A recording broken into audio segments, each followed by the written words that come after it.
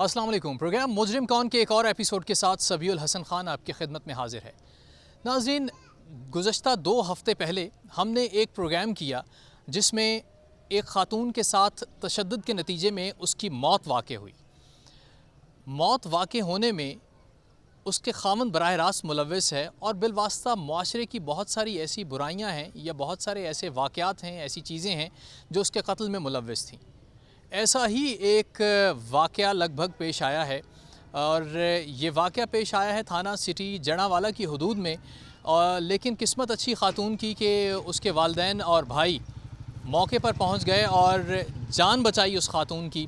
ख़ातून किस हालत में थी, उसके साथ उसका शौहर क्या कुछ करता रहा है और कितना जुल्म और तशद्दुद का उसे निशाना बनाता रहा है। कितनी बार उसने अपने घर वालों को, अपने रिश्तेदारों को, अपने भाइयों को उस होने वाले तशद्दुद के बारे में बताया। उन्होंने इस पे सबको क्या कुछ किया ये भी आपको बताएंगे। FIR जो है वो हमारे हाथ में इस वक्त मौजूद है, लेकिन यहाँ पे किस्मत ने कुछ साथ दिया बच्ची का और बच्ची के वालिदैन और भाई मौके पे पहुँच गए और उन्होंने बच्ची की जान जाने से उसे बचा लिया। ये सब वाक़या क्या हुआ है, ये शख्स भी नशे का आदी है और मंशियात फ़रोशी के धंधे में मुलव्वस है। पुलिस ने बड़ी हल्की सी जो दफ़ात हैं वो इसमें शामिल की हैं FIR में। इस FIR पे भी जाएंगे, लेकिन पहले जो इसके मुद्दई हैं उनसे बात करते हैं। मोहम्मद यूसुफ साहब हमारे साथ हैं। यूसुफ साहब, पहले तो ये बताएं कि कितने अरसे से आप यहाँ पे रह रहे हैं? ਇੱਥੇ ਅਸੀਂ ਰਹਿ ਗਏ ਹਾਂ ਤਕਰੀਬਨ 10 ਸਾਲ ਹੋ ਗਏ ਨੇ। 2010 ਚ ਇੱਥੇ ਆ ਗਏ ਸੀ। 2010 ਚ ਇੱਥੇ ਆ ਗਏ ਸੀਗੇ, ਲੇਕਿਨ ਇਹ ਲੜਕੀ ਦੀ ਸ਼ਾਦੀ ਅਸੀਂ ਕੀਤੀ ਹੈ 2 ਸਾਲ ਹੋ ਗਏ ਨੇ। अच्छा, 2010 ਤੁਸੀਂ ਇੱਥੇ ਰਿਹਾਇਸ਼ ਪਜ਼ੀਰ ਹੋ। ਕੀ ਆਪਣਾ ਕੰਮ ਕਾਰੋਬਾਰ ਕੀ ਹੈ? ਇੱਥੇ ਮੇਰੀ ਛੋਟੀ ਦੁਕਾਨ ਹੈ ਥੱਲੇ, ਤੇ ਇਹ ਜਿਹੜੇ ਮੁੰਡੇ ਹਨ ਇਹ ਬੱਸ ਬੁਸ ਚਲਾਉਂਦੇ ਨੇ, ਤੇ ਆਹ ਮੁੰਡਾ ਜਿਹੜਾ ਨਾ ਇਹ ਉਧਰ ਵਕਾਲਤ ਵਾਲੇ ਕੋਰਸ ਕਰ ਰਿਹਾ। ਆਪਣੇ ਬੱਚਿਆਂ ਦਾ ਤੁਸੀਂ ਦੱਸ ਰਹੇ ਹੋ ਕਿ ਬੱਚੇ ਜਿਹੜੇ ਨੇ ਉਹ ਮਿਹਨਤ ਮਜ਼ਦੂਰੀ ਕਰਦੇ ਨੇ। ਮਿਹਨਤ ਮਜ਼ਦੂਰੀ ਅੱਛਾ, ਇਹ ਦੱਸੋ ਕਿ ਬੱਚੇ ਕਿਤਨੇ ਨੇ ਤੁਹਾਡੇ? ਬੱਚੇ ਮੇਰੇ 4 ਨੇ ਤੇ 3 ਬੇਟੀਆਂ ਨੇ। ਅੱਛਾ, 4 ਬੇਟੇ ਨੇ 3 ਬੇਟੀਆਂ ਨੇ। ਸਾਰੇ ਸ਼ਾਦੀशुदा ਨੇ? 4 ਸ਼ਾਦੀशुदा ਨੇ ਤੇ ਇੱਕ ਬੇਟੀ ਜੀ ਬੈਠੀ ਹੈ। ਦੋਵਾਂ ਦੀ ਸ਼ਾਦੀ ਹੋ ਗਈ ਹੈ। ਇਹ ਕਹਿੰਦੀ ਹੋਈ ਹੈ ਤੇ ਕੇਸ ਤੋਂ ਛੋਟੀ ਉਸ ਦੀ ਹੋਈ ਹੈ। ਅੱਛਾ, ਇਹ ਹੁਣ ਮੈਨੇ ਦੱਸੋ ਕਿ ਕਿੰਨਾ ਅਰਸਾ ਹੋਇਆ ਹੈ ਬੱਚੀ ਦੀ ਸ਼ਾਦੀ ਹੋਈ ਨੂੰ? 2 ਸਾਲ ਹੋ ਗਏ ਨੇ ਤਕਰੀਬਨ। 2 ਸਾਲ ਹੋ ਗਏ ਨੇ? ਹਾਂਜੀ। 2 ਸਾਲ ਸ਼ਾਦੀ ਹੋਈ ਨਹੀਂ ਹੋਏ, ਬੱਚੇ ਹੈ ਨੇ? ਬੱਚੇ ਇਸ ਦੇ ਉੱਤੇ ਇਹ ਪਹਿਲਾ ਬੱਚਾ ਹੀ ਹੋਇਆ ਸੀ ਜਿਹੜਾ ਹੁਣ ਹੋਇਆ ਹੈ ਨਾ, ਇਹ ਪਹਿਲਾ ਬੱਚਾ ਹੀ ਹੋਇਆ, ਅੱਗੇ ਬੱਚਾ ਕੋਈ ਨਹੀਂ ਹੁੰਦੇ ਹੋਇਆ। ਅੱਛਾ, ਹੁਣ ਇਹ ਦੱਸੋ ਵੀ ਇਹ ਕਿਸ ਤਰ੍ਹਾਂ ਹੈ ਵਾਕਿਆ, ਕਿਸ ਤਰ੍ਹਾਂ ਪੇਸ਼ ਆਇਆ? ਇਸ ਤਰ੍ਹਾਂ ਜਨਾਬ ਕਿ ਨਾ ਜਿਹੜਾ ਉਹ ਸਾਨੂੰ ਨਹੀਂ ਸੀ ਪਤਾ ਹੁੰਦਾ। ਬਾਪ ਜਿਹੜਾ ਤੇ ਮਾਂ ਹੁੰਦੀ, ਉਹ ਸਾਡੇ ਕੋਲ ਆਏ ਸੀ ਤੇ ਮਿੰਨਤਾਂ ਤਰਲੇ ਕਰਦੇ ਰਹੇ ਕਿ ਮੇਰੇ ਤੇਰਾ ਤਲਕ ਵਾਸਤਾ ਹੈ ਤੇ ਮੈਨੂੰ ਬੇਟੀ ਦਾ ਰਿਸ਼ਤਾ ਦੇ ਦੇ। ਮੈਂ ਹਾਂ ਕਰਤੀ, ਬੇਟੀ ਦੇ। ਕੁਝ ਥੋੜ੍ਹਾ ਅਰਸਾ ਜਿਹੜਾ ਹੈ ਨਾ ਉਹਦੇ ਨਾਲ ਸਲੂਕ ਕੀਤਾ। ਉਸ ਤੋਂ ਬਾਅਦ ਫਿਰ ਨਾ ਉਹਦੇ ਨਾਲ ਨਾ ਤਾਮਨ ਨਹੀਂ ਕੀਤਾ, ਮਾਰਦਾ ਕੁੱਟਦਾ ਰਿਹਾ, ਰੋਜ਼ ਆਏ ਦਿਨ ਮਾਰੇ। ਫਿਰ ਸਾਡੇ ਕੋਲ ਇਤਲਾਹ ਆਈ ਵੀ ਤੁਹਾਡੀ ਬੱਚੀ ਨੂੰ ਬੜਾ ਔਖਾ ਕੀਤਾ ਹੈ। ਅਸੀਂ ਫਿਰ ਉੱਥੇ ਗਏ ਹਾਂ। ਇਹ ਮੇਰਾ ਇੱਕ ਛੋਟਾ ਲੜਕਾ ਅਤੇ ਇੱਕ ਹੋਰ ਭਾਈ ਆ, ਦੋਵੇਂ ਗਏ ਨੇ। ਇਹਨਾਂ ਨੂੰ ਫੜ ਕੇ ਮਾਰਿਆ, ਕੁੱਟਿਆ ਵੱਡਾ। ਮਾਰ ਕੁੱਟਣ ਤੋਂ ਬਾਅਦ ਇਹਨੇ ਬਾਹਰ ਕੱਢ ਦਿੱਤਾ, ਇਹਨੂੰ ਕੁੜੀ ਨੂੰ ਅੰਦਰ ਬੰਦ ਕਰ ਦਿੱਤਾ। ਉਸ ਤੋਂ ਬਾਅਦ ਇਹ ਜਨਾਬ 155 ਤੇ ਕਾਲ ਕੀਤੀ ਪਹਿਲੀ, ਉਸ 'ਤੇ ਆਣ ਕੇ ਕੁੜੀ ਪੁਲਿਸ ਨੇ ਆਜ਼ਾਦ ਕਰਾਈ, ਮੁੰਡੇ ਨੂੰ ਪਕੜ ਲਿਆ। ਮੁੰਡਾ ਉਹਨਾਂ ਦੇ ਕੋਲ ਨੱਸ ਗਿਆ। ਅੱਛਾ, ਇਹ ਜਣਾ ਵਾਲੇ ਸਾਰਾ ਕੁਝ ਹੋਇਆ ਹੈ? ਇਹ ਜਣਾ ਵਾਲੇ ਦੇ ਨੇੜੇ ਕੋਈ? ਜਣਾ ਵਾਲੇ ਦੇ ਨਾਲ ਪਿੰਡ 237 ਇਹ ਆਪਣਾ ਕਾਇਮਦੀਨ ਵਾਲੀ, ਤਕਰੀਬਨ 1.5 ਮੀਲ ਦੂਰ ਹੈ। ਸਬਜ਼ ਮੰਡੀ ਜਣਾ ਵਾਲੇ ਤੋਂ ਅੱਗੇ ਕਰਕੇ ਨਨਕਾਣੇ ਰੋਡ 'ਤੇ, ਉੱਥੇ ਦਾ ਇਹ ਵਾਕਿਆ ਹੈ। ਉਸ ਤੋਂ ਬਾਅਦ ਜਨਾਬ ਕਿ ਫਿਰ ਅਸਾਂ 6 ਮਹੀਨੇ ਸਾਡੇ ਕੋਲ ਰਹੀਏ। 6 ਮਹੀਨੇ ਤੋਂ ਬਾਅਦ ਨਾ ਪੰਚਾਇਤਾਂ ਆਉਂਦੀਆਂ ਰਹੀਆਂ ਨੇ। ਅਸੀਂ ਉਹਨਾਂ ਨੂੰ ਇਨਕਾਰ ਕਰਦੇ ਰਹੇ ਕਿ ਬੰਦੇ ਬੜੇ ਜ਼ਾਲਮ ਨੇ, ਬੁਰੇ ਬੰਦੇ ਨੇ, ਇਹਨਾਂ ਤੋਂ ਸਾਨੂੰ ਨਿਜਾਤ ਮਿਲਣੀ ਚਾਹੀਦੀ ਹੈ। ਉਹਨਾਂ ਆਖਿਆ ਸਾਡੀ ਜ਼ਿੰਮੇਵਾਰੀ ਹੋ ਗਈ ਕਿ ਆਇੰਦਾ ਵਾਸਤੇ ਤੁਹਾਡੇ ਨਾਲ ਕੋਈ ਐਸਾ ਵਾਕਿਆ ਨਹੀਂ ਹੋਵੇਗਾ।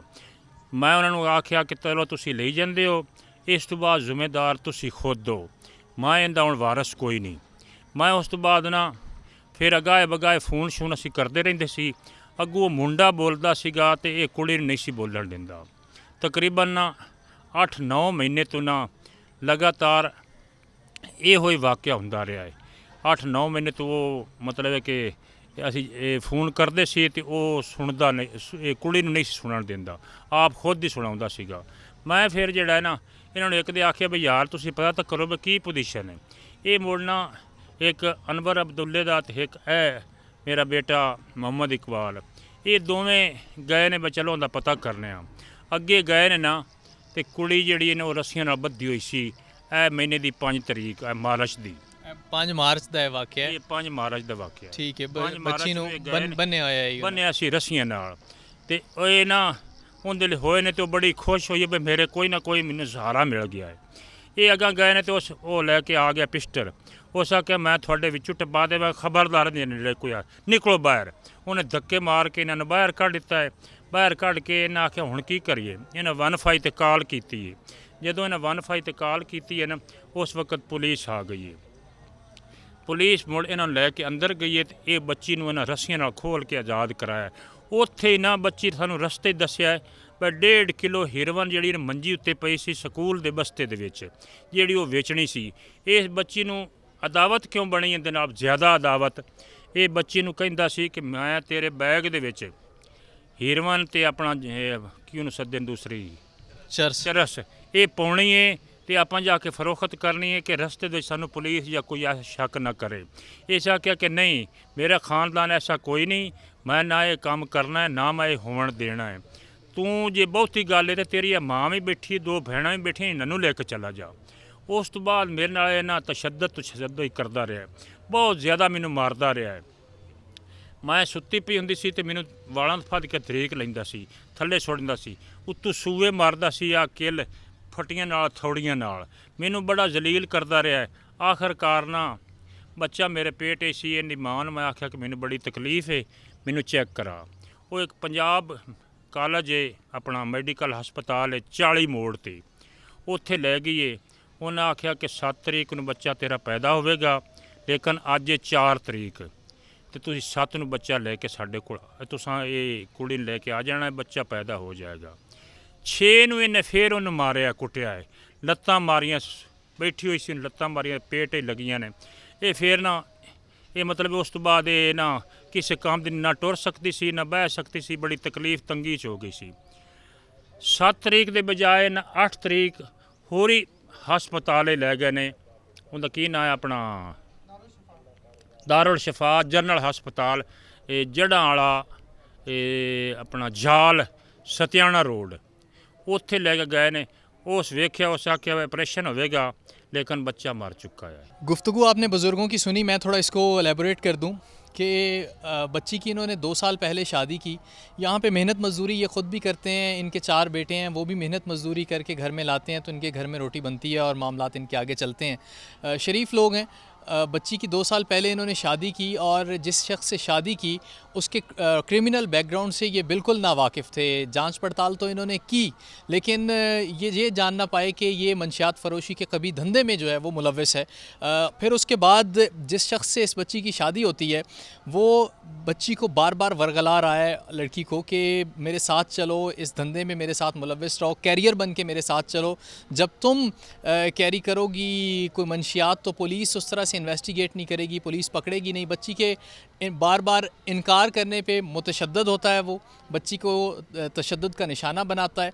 और फिर बाद में ख़ानदान बिरादरी के तौर पे मामलात कुछ सुलझते हैं, सुलझने के बाद फिर ये सिलसिला शुरू होता है और फिर बार बार तशद्दुद किया जाता है, हत्ता कि रस्सियों से बांधा गया इस बच्ची को। और फिर 5 तारीख को, 5 मार्च ही की ये FIR मेरे हाथ में मौजूद है, 5 तारीख को ये भाई पुलिस के हमरा वहाँ पहुँचते हैं उनके घर और बाजियाब करवाया जाता है अपनी रस्सियों में जकड़ी उस बहन को। फिर उसके बाद क्या कुछ हुआ, या उससे पहले बुज़ुर्ग बता रहे थे कि बच्ची हामला थी ये खातून, और इनके साथ क्या करता रहा है वो, उस बच्चे का क्या हुआ जो पैदा होना था, पैदा नहीं हो सका, पैदा होने से पहले प्री मेच्योर डेथ हो गई बच्चे की। यही बात बुज़ुर्गों से जानते हैं कि क्या हुआ है, ये क्या किस तरह से ये वाक़या हुआ है, ये बताएं कि ये क्या सब कुछ हुआ है। 4 जनवरी को इनकी सास जी है ना वो इनू लै गई है हस्पताल, पंजाब हस्पताल है 40 मोड़ जड़ां वाले ते। उत्थे उन्हें आख्या कि बच्चा 7 तरीक नूं पैदा होवेगा, तुसी 7 तरीक नूं लैके साडे कोल आ जाएगा, ये बच्चा पैदा हो जाएगा।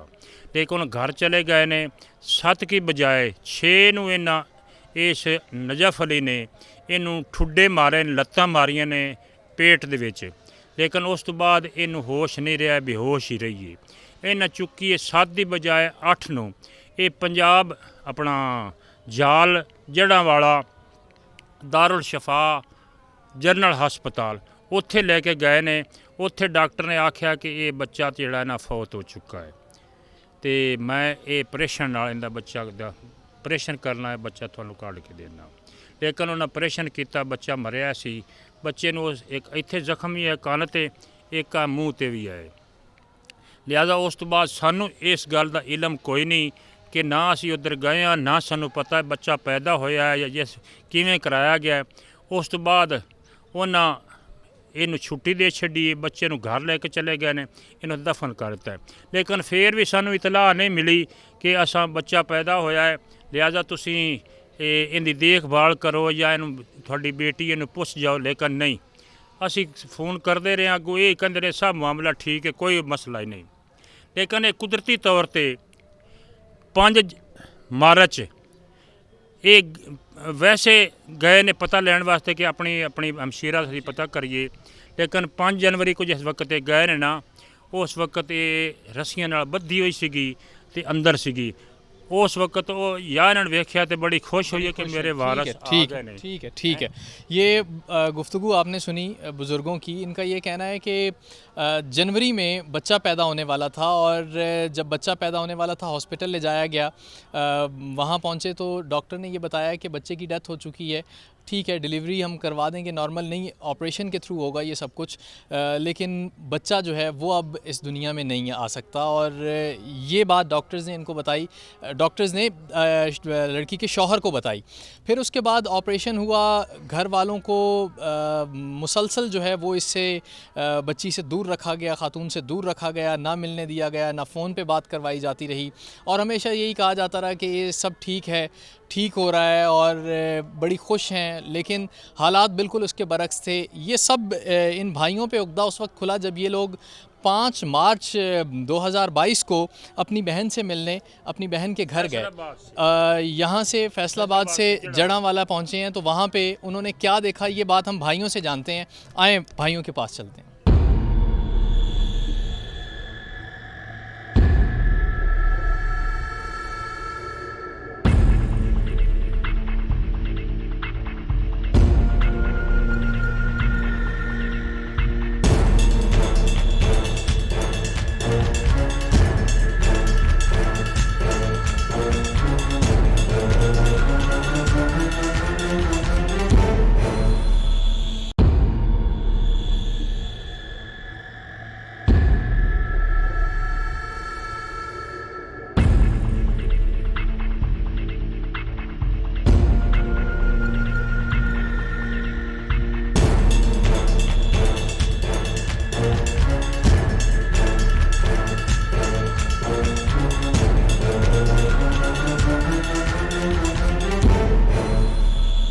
ख़ातून के भाइयों के साथ इस वक्त हम मौजूद हैं। ये दोनों भाई उस दिन वहाँ पहुँचते हैं और 5 मार्च को पहुँचे हैं। इन्होंने वहाँ पे क्या देखा, किस तरह से ये लोग वहाँ पहुँचे हैं, इन्हें कोई इत्तला मिली या फ़ोन पे बताया गया बहन की जानिब से कि उससे जुल्म हो रहा है उसके साथ, ये क्या सब माजरा है, ये इनसे जानने की कोशिश करते हैं। उस दिन 5 मार्च को आप गए थे साथ? जी, बिस्मिल्लाहिर्रहमानिर्रहीम।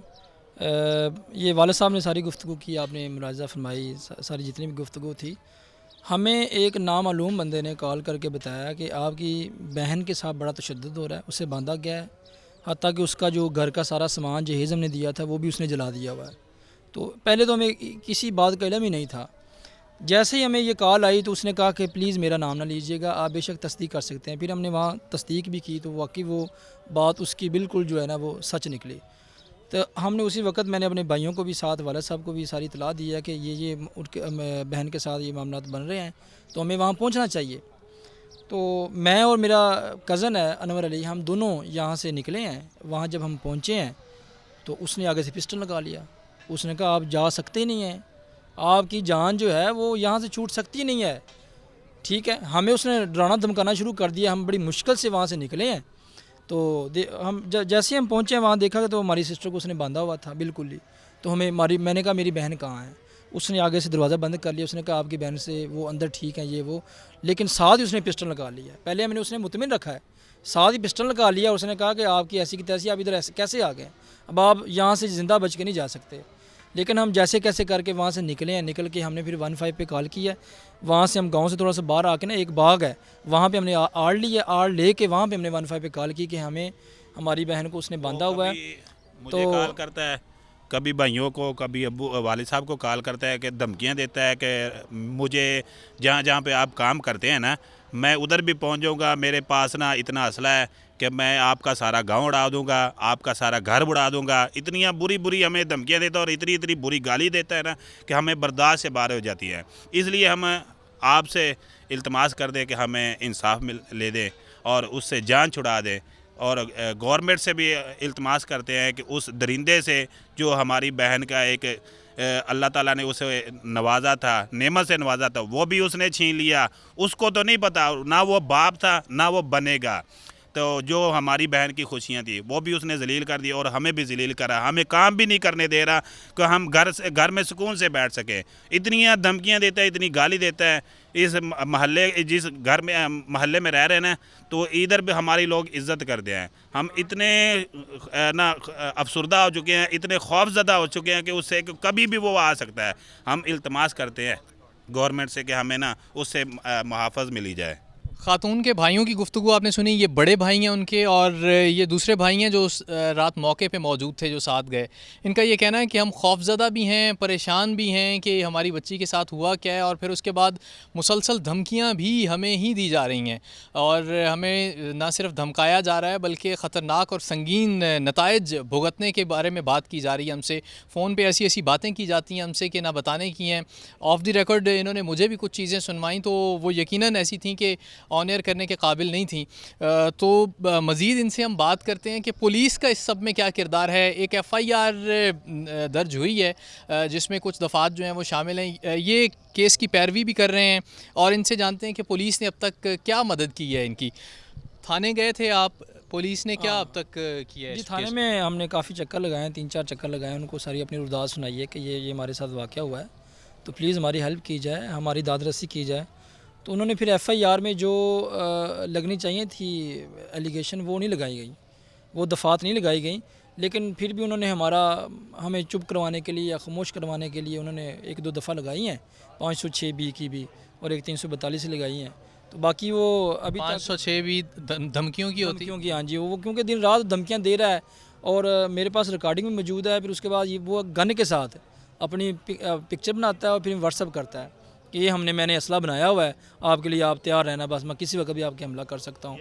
वो सुबह से लेकर शाम तक उसने पैकेज लगाया होता है, वो कॉल पे कॉल ही करता रहता है और उस गंदी गलीज़ जो है ना ये अब्यूज़ निकालता है, अजीबो गरीब उसकी जो है ना सकनात उसकी हरकत है। थाना सिटी जड़ांवाला में आपकी ये FIR दर्ज है। हाँ जी, थाना सिटी तो इस पे कोई कार्रवाई की पुलिस ने, उसे गिरफ्तार करने की कोशिश? हमारे पास उनकी तस्वीरें हैं जो हमें व्हाट्सअप करता है। ये हमारे पास ये तस्वीरें हैं जो हमें ना व्हाट्सअप करता है। हमें कहता है कि हमारे पास इतनी गन्ने हैं, हमारे पास इतना असला है कि हम आपका बहुत सारा नुकसान कर देंगे। हम इसलिए खौफज़दा हैं कि हम तो शरीफ लोग हैं, मेहनत मजदूरी करने वाले हैं। एक हमने अपनी बहन दी, अपनी बेटी दी, अपना सारा उनको दिया, उनका जहेज़ भी उसने जला दिया। तो हम बहुत खौफज़दा हैं कि हम क्या करें और क्या ना करें। मुनसफ़ी चाह रहे हैं जी कि ये किससे जाके अपनी इल्तिजा करें, किससे जाके अपना दुखड़ा बयान करें कि एक तो इनके जिगर गोशे के साथ ऐसा सलूक किया गया जो नाकाबिले बयान है और दिखाने के काबिल नहीं है, और दूसरा जो है वो मुसलसल संगीन नताइज की धमकियां जो हैं वो मिल रही हैं पुलिस की जानिब से। जो चीज़ें अब तक सामने आई हैं, एक FIR जिसमें एक दफ़ा जो है वो हब्से बेजा में रखने की दफ़ा शामिल है और दूसरी जो दफ़ा है इनको फ़ोन पे धमकियां देने की दफ़ा जो है वो शामिल है। मंशियात का वो कारोबार करता है, मंशियात का धंधे में वो मुसलसल मुलव्वस है, और कब से मुलव्वस है ये ना तो पुलिस जानती है और ना ही कोई और ये बात जानता है। लेकिन जो ख़ातून हैं, जो मुतासरा ख़ातून हैं, उनका ये कहना है कि जब से शादी हुई है तब से ये मामलात, बल्कि उससे बहुत पहले के ये मामलात चल रहे थे। तो उनसे भी जानने की कोशिश करते हैं कि उनके साथ ये सब कुछ कब से चल रहा है। उन्होंने कभी भाइयों को बताया, भाइयों से पहले तो ये जान लेते हैं कि कभी इनसे बहन ने आके कभी कोई शिकवा शिकायत की आपसे, कभी कहा कि उसके साथ कोई जुल्म हो रहा है, कुछ ज़्यादती हो रही है? जी, पहले वो बताती थी तो हमने उसे अपने घर ले आए थे, लेकिन बाद में उसने कहा कि मैं कसम खाता हूँ आइंदा ऐसा काम नहीं करूँगा। फिर हमने अपनी बहन को दोबारा भेज दिया। लेकिन जब वो चली गई तो फिर उसके जब भी हम कॉल करते थे तो उसके कन पट्टी पे वो पिस्टल रख के कहता था कि बताओ कि मैं ठीक हूँ। तो जब वो बाजी बता रही होती थी कि जब मेरे वो कन पट्टी पिस्टल रख रहा होता था तो मैं यही कहती थी कि मैं बिल्कुल ठीक हूँ। तो जिससे हम इत्मीनान में आ जाते थे, हमें ऐसा लगता था कि ऐसी कोई बात नहीं है जो कि नागहानी सूरत होती है। तो हम तो बड़े खामोश थे और बड़े अपना घर में जो है ना गुजर बसर अच्छी हो रही थी। हमें तो इस बात का इल्म ही नहीं था कि वो उसके साथ ये सब कुछ बीत रहा है। जी, ये लगभग वही कहानी है और वही बातें हैं सब कि किस तरह से बच्ची की शादी करके उसके घर भेजा जाता है और फिर बच्ची को हमेशा सब्र करने की हम तलकीन करते हैं। उसे ये कहते हैं कि बेटा जो भी घर में हो जाए चुप रहना, खामोश रहना, भाइयों को ना बताना, बाप को ना बताना। माँ अगर ज़िंदा हो तो वो उसे आके बताती है, लेकिन अफसोस के साथ कि इनकी वालदा जो हैं वो भी इस दुनिया में नहीं है। दुखड़ा जो है वो अपना भाइयों से ही आके वो बयान करती थी और किस्मत उस खातून की बहुत अच्छी कि उन्होंने अपने भाइयों को बताया आके और ये वक्ती मौके पे वहाँ पे पहुँचे और अपनी बहन को बाजियाब करवाया।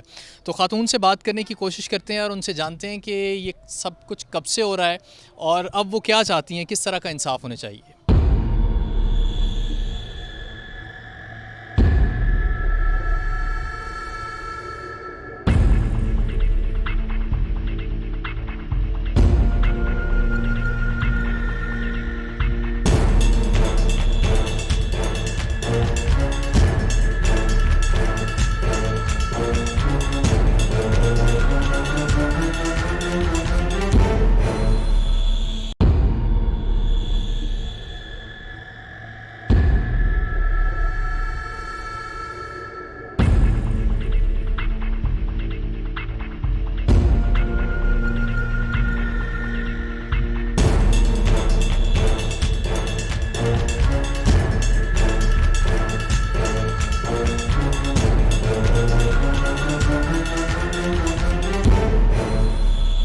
मुतासिरा खातून हमारे साथ मौजूद हैं, उनसे जानते हैं कि ये सब कुछ कैसे हुआ, क्या हुआ। कितना अरसा हुआ शादी को आपकी? तीसरा साल चल रहा है मेरी शादी को। अच्छा, तीसरा साल अभी चल रहा है, 2 साल मुकम्मल हो गए? 2 साल मुकम्मल हो गए और तीसरा साल चल रहा है। और जब से मेरी शादी हुई है ना तब से मुझे सुकून का सांस नहीं लेने दिया उन्होंने। तो अच्छा, ये बताएं कि ये तशद्दुद कब से शुरू हुआ, मारपीट कब से शुरू हुई? ये मारपीट तकरीबन शुरू से जिस दिन से मेरी शादी हुई है उसी माह से मेरे ये उन्होंने तशद्दुद शुरू कर दिया। तो बेचता था वो, क्या नाम उसको कहते हैं, चरस बेचता था। तो वो मेरे बैग में डाल के तो ले जाया करता था। तो मैं उससे मना करती थी कि ये हमारा शोबा नहीं है, मुझे इस तरह की बात अच्छी नहीं लगती है।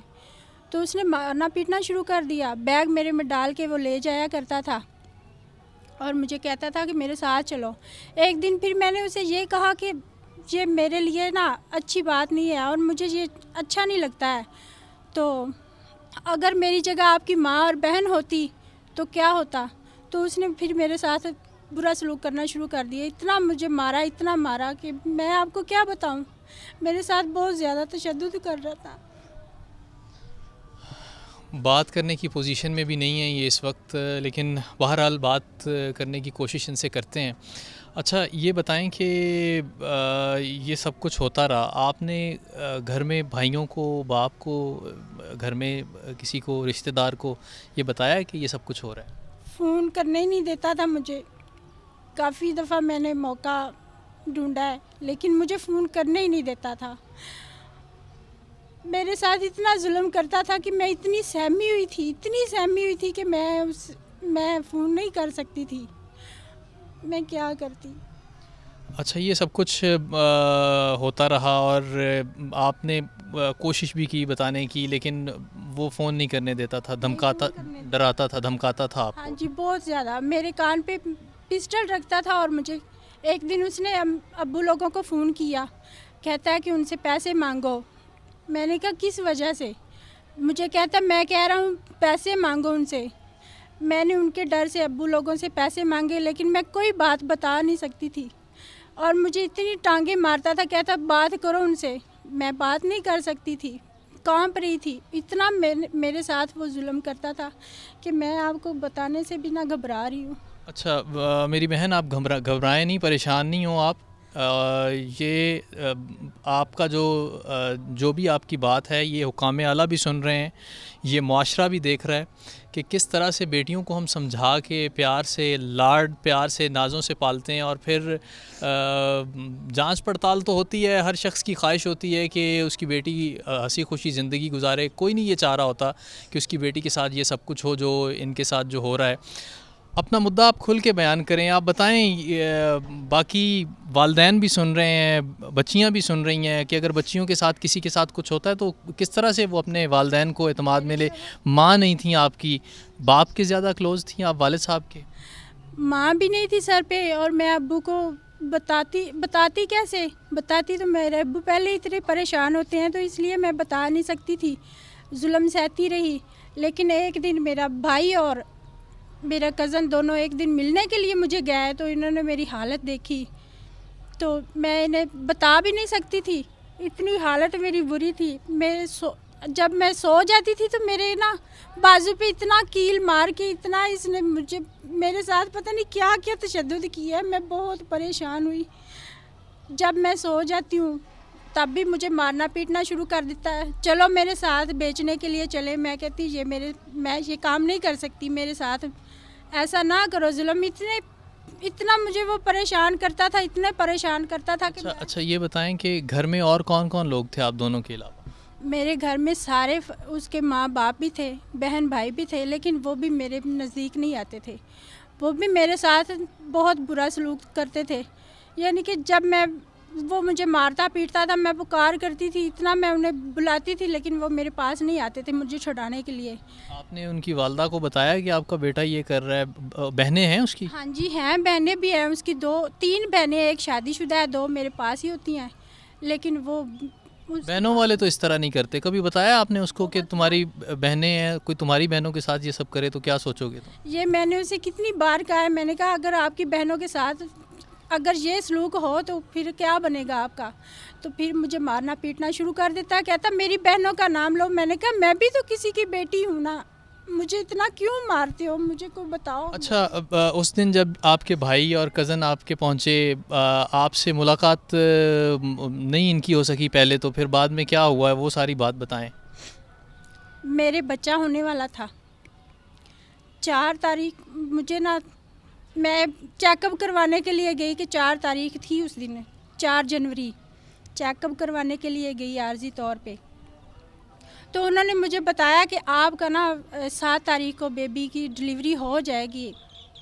तो 6 तारीख को इसने मुझे फिर मारना पीटना शुरू कर दिया, इतना मुझे मारा, इतना मारा। तो 7 तारीख को हमने जाना था, डिलीवरी हो जानी थी, तो मुझे 7 तारीख को नहीं लेके गए। 8 तारीख को मुझे लेके 8 जनवरी को मेरे बच्चे की पैदाइश हुई। लेकिन डॉक्टरों ने बताया कि आपका बच्चा जो है ना वो पेट में मर चुका है। तो मेरा बेटा उसने क्यों मारा है, मेरा बेटे को मार दिया उसने।